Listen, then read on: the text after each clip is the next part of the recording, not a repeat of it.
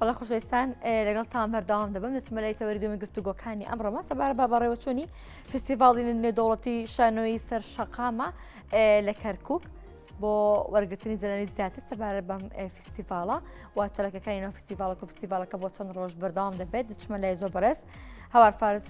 شانۆکە ڕاستەخۆ لە ستودیۆکەمان لە شاری کەرکووکەوە لەگەڵماندا سڵاو لەبێ بانیت باش سپاس بۆ تۆ سپاس بۆی کە لە بانی ئەمڕۆی کوردستان نویز لەگەڵ ئێمە ئامادە بوویت.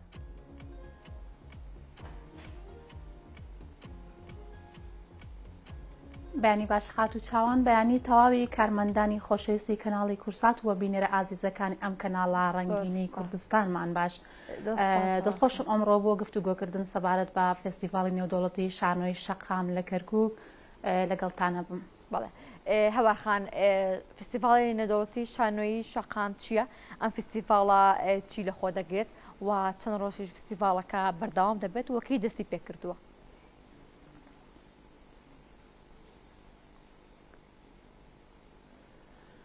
بەڵێ خات و چاوان دیارە فستیڤاڵی نێودەوڵەتی شانۆی شەقام لە کەرکووک یەکێکە لە ڕووداوە گرنگەکانی کەرکووک کە ساڵانە ئێمە وەکو ڕێکخەری فستیڤاڵ یاخود وەکو گروپی شانۆی هەوار بە پشتیوانی دڵسۆزانی بواری شانۆ لە کەرکووک ئەم فستیڤاڵە سازەکەین. خۆشبەختانە بۆ ئەم ساڵتوانی وانە کە لەسەر ئەرکی یاخود لەسەر بودجەی وەزارەتی ڕۆشنبیری حکوومەتی هەرێمی کوردستان ئەم فستیڤاڵی کەرکووک ساز بکەین کە خۆشبەختانە توانیمانە بگەین بە خولی هەشتم کە فستیڤاڵێکی نێودەوڵەتیە تێیدا 14 وڵات بۆ ئەم ساڵ بەشداریمان لەگەڵاکە نەمە جگەر لە گروپە شانۆیەکانی ناوخۆی کوردستان و عێراق کە بتوانین لە ماوەی چەند ڕۆژی فستیڤاڵدا کە ئێمە 3 ڕۆژمان دیاری کردو بۆ بەڕێوەچوونی فستیڤاڵ بتوانین فستیڤاڵێکی زۆر جوان و قەشەنگ لە کەرکووکە ئەنجام بدەین کە ئەمە بەلای بەشێکی زۆری هونەرمەندانی شانۆکارانی کوردستان و عێراقەوە وەکو جەژنێکی هونەری لێ هاتووە لە شاری کەرکووک کە خۆشبەختانە لە مانگی کۆتایی مانگیدا بۆ سەرەتای مانگی 11 ئێمە توانیمانە ئەم فستیڤاڵە بەردەوامی پێ بدەین و بەردەوامیش کار و چالاکیەکانمان بۆ ئەو بووە کە ئاستی فستیڤاڵەکە یاخود هونەری شانۆی شەقام بەرەو پێشەوە بەرین. بۆ ئەم ساڵی فستیڤاڵەکە خات و چاوان دیارە 14 وڵاتی جیهان بەشداریان کردووە کە ئاماژە بە ناوەکانیان بکەم کە گرنگی فستیڤاڵەکە بۆی بۆ ئێوەش ڕوون بێتەوە کە لە چیایە. وڵاتی جەزائیر و تونس و مسر و بەلجیکا یەکێکن لە وڵاتانی کە بەشداری لە فستیڤاڵ نێودەوڵەتی شانۆی شەقامەکەن بە هەمان شێوە تورکیا و ئێران و سووریا و یابان و فەڕەنسا و وڵاتی لوبنان و ئیسپانیا و ئوردن و عێراق و هەرێمی کوردستانیش با گروپە شانۆیەکان و وەتیپە شانۆیەکان بەشداری لەم فستیڤاڵاکەن. ئەم گروپانە یاخود ئەم وڵاتانی کە ئاماژەم پێکرد بە نمایشی شانۆیی بەشدارن بەڵام ئێمە لە پراوێزی فستیڤاڵەکەدا یاخود بەشێکی دیکە لە چالاکیەکانی فستیڤاڵی نێودەوڵەتی شانۆی شەقام لە کەرکووک کە ئێمە 2 ڕۆژ بۆ 3 ڕۆژ بەر لە دەستپێکردنی فستیڤاڵەکە کە 2 مانگە فستیڤاڵ دەست پێکات ئێمە 3 وەرکشۆپی زانستیمان هەیە لەسەر هونەری شانۆی شەقام کە ئەویش بۆ هەر یەک لە شانۆکاری زۆر ئازیز خات و فرمێسک مستەفایە بە ناونیشانی کاریگەری تێکست لەسەر وێناکردنی ڕنگ و مەتریال لە پانتاییدا ئەمێکێکە لە وەرکشۆپەکانمان و وەرکشۆپێکی دیکە بۆ سەرۆکی فستیڤاڵی نێودەوڵەتی قاهیرە لە وڵاتی مسر ئەویش بەڕێز دکتۆر هەیسەم هەواریە کە ناونیشانی وەرکشۆپەکەی بەڕێزیان خولی ڕەخنەگرتن لە شانۆی شەقامدایە و دەربڕینی جەستەیی و سەما و شانۆ و شانۆی با بڵێن ئرتیجال و هونەرە شانۆیەکانی دیکە بۆ خات و کریس ببورە ناوەکەی ئەمە وەکو خۆی بڵێم کریس لیلا هۆبن کە ئەمەژێکێکە لە شانۆکارە نێودەوڵەتەکان لە وڵاتانی ئەوروپیەوە دێتە کەرکووک و وەرکشۆپەکەی بۆ چەند ڕۆژێک بەردەوامە بێت دواتر کۆی ئەم وەرکشۆپانەی کە ئاماژەم پێکرد نمایشێکی شانۆیی لێ بەرهەمدێ ئێمە توانیمانە لە خولەکانی پێشووتری فستیڤاڵیشدا کار بکەین بۆ ئەوەی هونەری شانۆی شەقام وەکو منهەجێک وەکو دراسەیەک بیناسێنین بە وەرگران یاخود بە شانۆکاران کە ئێستا بۆتە یەکێک لە ڕووداوە گرنگەکانی سەرتاسەری جیهان کە بەبایەخەوە کار لەسەر فستیڤاڵی شانۆی شەقامەکەن یاخود پەرەدان بەم هونەرە کە هونەری شانۆی شەقامە جیاوازە لە هونەرەکانی شانۆی ناوهۆڵ و یاخود ئەو بەشانەی دیکە کە ئێمە شانۆکاران پێشتر لە ئەزمونە شانۆیەکانمان کارمان لەسەر کردووە. بەڵێ شانۆی شەقام هەوارخان چیە بە ئەم وشەیە بۆ بینەرانە خۆ بۆ کەسانی کە ئێستا سەری ئەمە دەکەن ڕوونکەینەوە شانۆی شەقام جیاوازی لەگەڵ شانۆکانی دیکەدا چییە وە لە ئێستادا ئاسی ئەم شانۆی لە هەرێمی کوردستان و تایبەتە لە شاری کەرکووکدا چۆن هەڵدەسەنگێنیت؟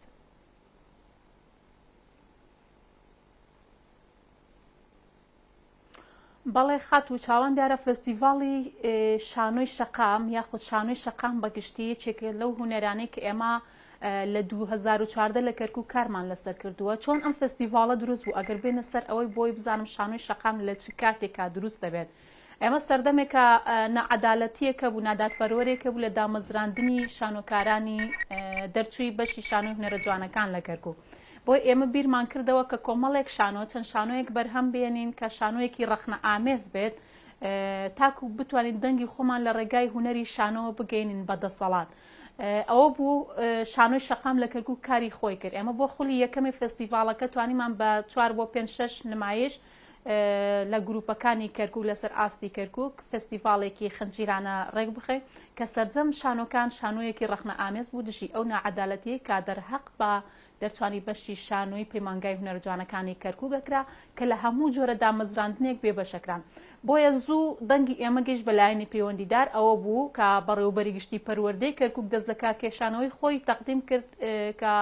چیدی لەو بەشە کار نەکات ئەمەش دەنگی ئێمە شانۆکاران بوو گەیشتە جێی خۆی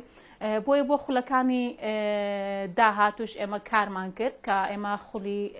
دواتر لەسەر ئاستی ناوخۆی کوردستان بوو چەند گروپێک بەشدار بووم دواتر چۆ سەر ئاستی عێراق ئێستاش خۆشبەختانە لە خولی چوارەمی فستیڤاڵەوە ناسنامەی نێودوڵەتی بوونمان وەرگرتووە کە خۆشبەختانە تاکو ئەم ساتە کە گەشتین بە خولی هەشتم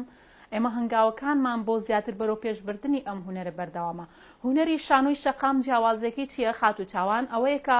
ئێمە بۆ بینەرێکی زۆر سادە بینەرێکی سەر شەقام نمایشەکەین واتە لە ڕووی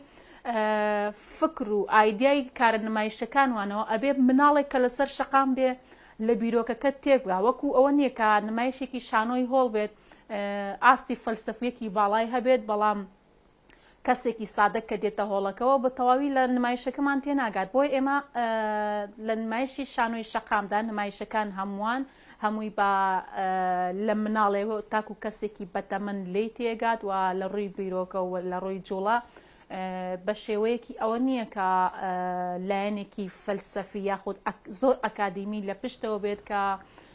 بینەرێکی سادە نەزانێت ئەم شانۆکارە مەبەستێتی چی بگەێنێ بۆیە زۆر سادەبوونەوەی لە ناو شانۆی شەقامدا کە ئەمە ئێستا بۆتە یەکێک لە نەریتە جوانەکان لە کوردستانش کە لەگەڵ ڕێزم بۆ شانۆکارانی شاری دەربەندیخانی ئازیز کە یەکەم خولی فستیڤاڵ با بڵین یەکەم فستیڤاڵی شانۆی شەقام لە دەربەندیخانەوە بوو و خۆشبەختانە ئێمە شانۆکارانی کەرکووکش ئەم فستیڤاڵەمان هێناوەتە کەرکووک و ئێستا توانیمانە بە پشتیوانی کەسانی دڵسۆزی بواری هونەر لە کەرکووک و لە کوردستان بەگشتی بتوانین ئەم فستیڤاڵە لەسەر پێی خۆی بۆستێت و ببێتە ڕووداوێکی گرنگی ساڵکە لە مانگی 10 بۆ 11 ئاماژەم پێکرد بەڕێوە بچێت بەڵێ بەشداریکردنی بەشێکی زۆر لە وڵاتانی جیهان وڵاتانی دراوسێ لەم فستیڤاڵەدا کاریگەری چی دەبێت پامی ئەوان چی دەبێت بۆی کە شانۆی شەقام وەکو باست لێوەکە شانۆیەکی سادەیە کە هەموو کەسێکە لە شەقامەکان دەبینێت لێم شانۆیە بن دەتوانن لە شانۆکە تێبکەن و بەشداریکردنی ئەم وڵاتە جیهانیانە لەناو فستیڤاڵەکەدا بە کاریگەری چی دەبێت پامی چی دەبێت بۆ کەرکووک کە کەرکووک بە شاری پێکەوە ژیان ناسراوە.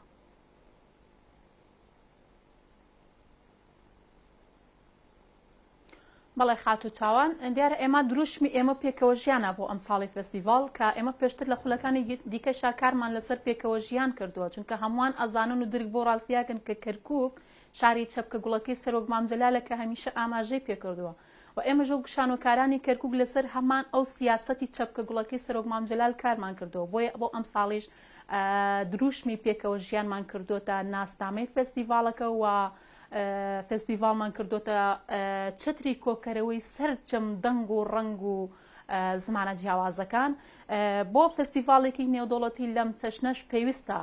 دروشمی پێکەوە ژیان بەرجەستە بکرێت چونکە لە کەرکووکە تەنها کورد نییە یاخود عەرەب و تورکمان نییە بەڵکو 4 پێکاتی سەرەکی لە شارەکە هەیە و ئەو هەموو میوانە ئازیزەی کە لە وڵاتانی دیکەی جیهان و وڵاتە عەرەبیەکانەوە دێن ئەمەش ئەبێتە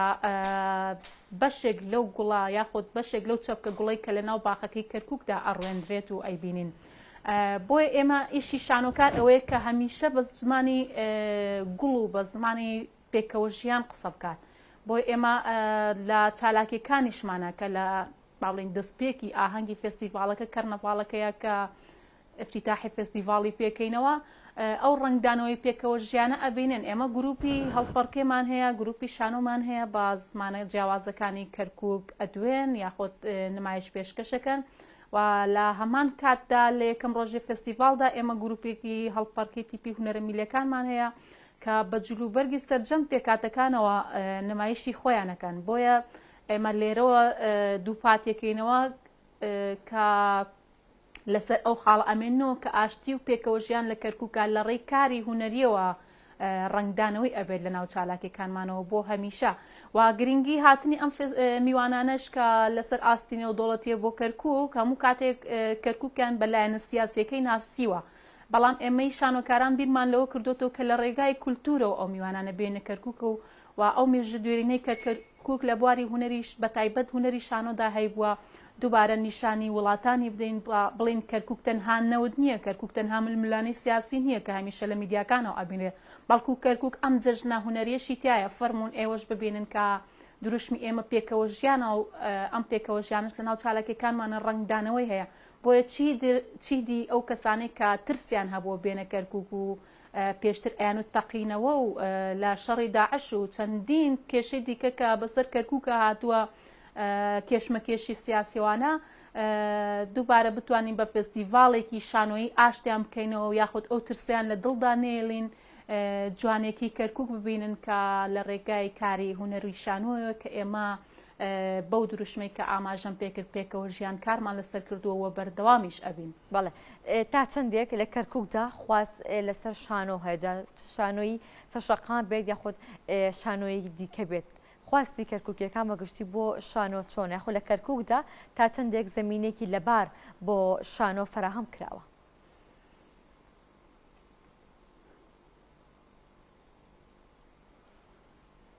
خاتو چاوان وەکو زەمینەیەکی لەبار بەداخەوە لەوەی بەشێکی زۆری شانۆکارانی کوردستانیش بۆ کێشەیەوە بناڵێنن، چونکە با بڵین بە شێوەیەکی تایبەت بایەخ بە شانۆی بە هەموو جۆرە شانۆکان نەدراوە، ئەم شانۆی هەڵ بە یاخود شەقامیاک هەر چالاکیەکی دیکەی هونەری بێ. بەڵام خۆشبەختانە لێرە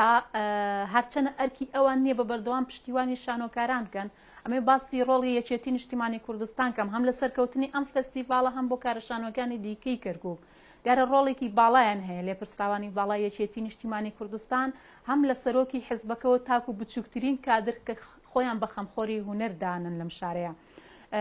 خۆشبەختانە بۆ ئەم ساڵی فستیڤاڵیش هەر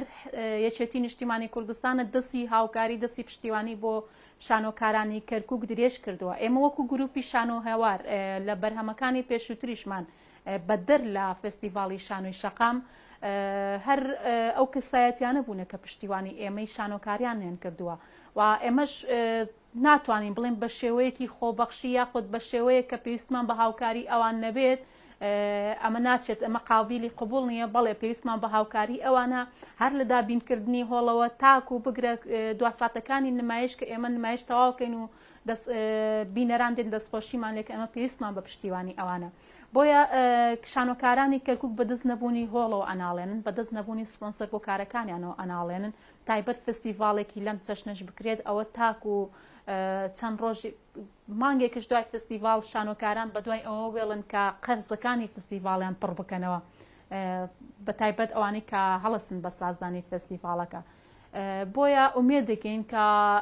بواری شانۆ ببێتە بوارێک کە چیتی پێویستمان بە کەس و لایەنەکان نەبێت بەڵکو دەستگایەکی ڕۆشنبیری هەبێت کە پشتیوانی ئێمەی شانۆکاران بێت و ئێمەش لەم ڕاکە ڕاک و بە دوای سپۆنسەرەیە نەجاتمان ببێت و بتوانین زیاتر لە ڕێگای هونەرەکەمانەوە خۆمان بەرەو پێشخین وەک ئەوەی کە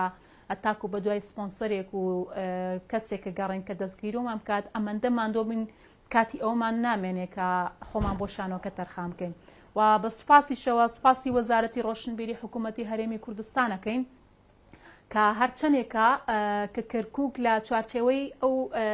پارێزگایانە نییە کە لە هەرێمی کوردستان بودجێکی تایبەتی بۆ تەرخانەکرێن، بەڵام بەڕێز کاک حەمەی حەمەسەعید وەزیری ڕۆشنبیری حکوومەتی هەرێمی کوردستان ئەمە تقریبان بۆ 4-5 خولی فستیڤاڵە پشتیوانی ئێمە شانۆکارانی کەرکووکە و لە زۆربەی وتارەکانیشیدا هەم لە کوردستان بە یاخود کاتوتە فستیڤاڵەکانی کەرکووک وتێتی ئێمە وەکو وەزارەتی ڕۆشنبیری هەرێمی کوردستان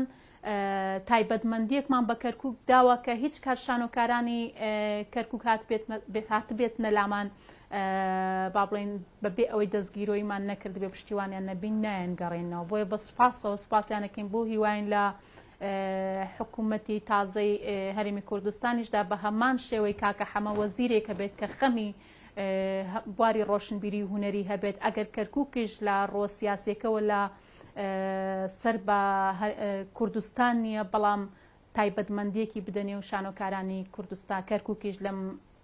هاوکاری پشتیوانی بێبەش نەبن. بەڵێ سپاس بۆ هەوار فارس شانۆکار، سپاس بۆ تۆ، سپاس بۆ کە لە بانێم ڕێکوستان و زەگەڵ ئێمە مادەبوویت.